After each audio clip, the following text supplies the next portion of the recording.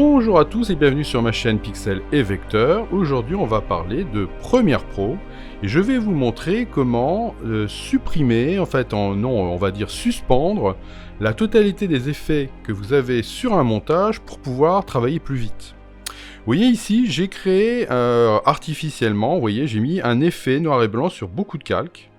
Voilà, vous voyez que si je viens ici, je vais avoir des... Alors, ces effets-là, pourquoi on voudrait éventuellement pouvoir les supprimer pour pouvoir continuer son montage? C'est que des fois, vous avez vos effets qui vont vous manger beaucoup de puissance d'ordinateur qui fait que votre montage ne va plus être fluide. Et si vous êtes en train de travailler sur la vitesse, sur le rythme de votre montage, vous êtes bien embêté. Donc, l'idéal, ce serait de pouvoir suspendre l'effet des effets le temps de travailler sur la vitesse du montage et après de les remettre comme on veut. Et c'est tout à fait possible dans Premiere. Et vous allez voir, ça se fait en une seule opération. Donc c'est pour ça que c'est vraiment très pratique. Alors pour ça, qu'est-ce qu'il va falloir faire? Il va falloir aller dans l'éditeur de boutons de votre écran programme. Vous voyez ici, j'ai un petit plus. Je vais cliquer sur le petit plus ici. Et je vais aller chercher le FX. Le FX, je vais venir le prendre et le glisser ici. Je vais le mettre ici. Voilà. Et à partir de ce moment-là, regardez, quand je clique sur le petit FX, j'ai plus d'effets. Mes effets ont disparu, vous voyez. Je n'ai plus du tout de noir et blanc, voilà. Je n'ai plus en plus, vous pouvez remarquer aussi que mes images sont beaucoup plus sombres. Vous voyez, il n'y a plus non plus l'effet lumétrie qui était en dessous ici, vous voyez, regardez. Et quand je vais remettre FX, hop, ça me remet l'effet lumétrie et ça me remet les noirs et blancs. Voilà, et ça me le refait sur la totalité de mon montage.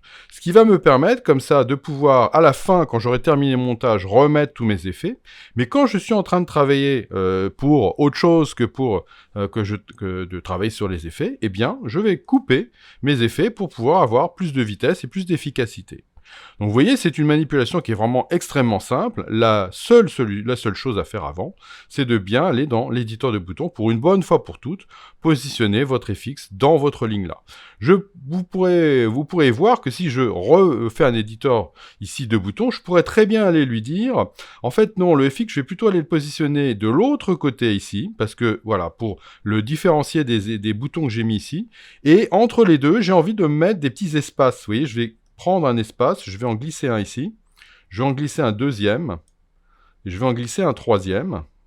Voilà, et comme ça, quand je vais faire OK, vous voyez, je vais avoir le FX qui va être un peu plus séparé des autres. Ce sera peut-être plus facile à voir, vous voyez, quand je vais travailler sur mon montage. Voilà, donc c'est une modification un peu cosmétique.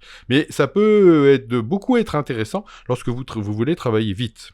Voilà, donc vous voyez, petite astuce, mais vraiment un très gros gain de productivité lorsque vous travaillez avec beaucoup d'effets. Voilà, j'espère que ça vous a intéressé, et je vous dis à bientôt pour de nouvelles aventures sur Pixel et Vecteur.